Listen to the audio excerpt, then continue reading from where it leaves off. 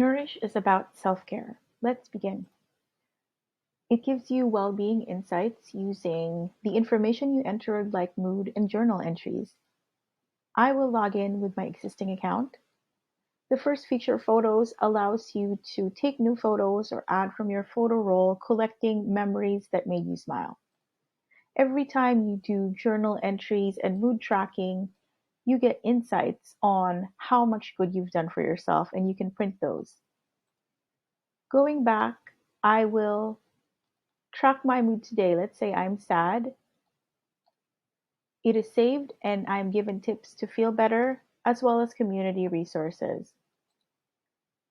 Let's say today I am happy. So I click on either the icon or the text, and it also saves my information going towards the insight tracker as well.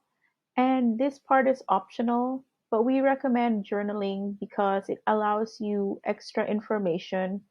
So you can do that by writing your journal or audio dictation. My favorite feature is journal prompts, which gives you cues for what to put in your journal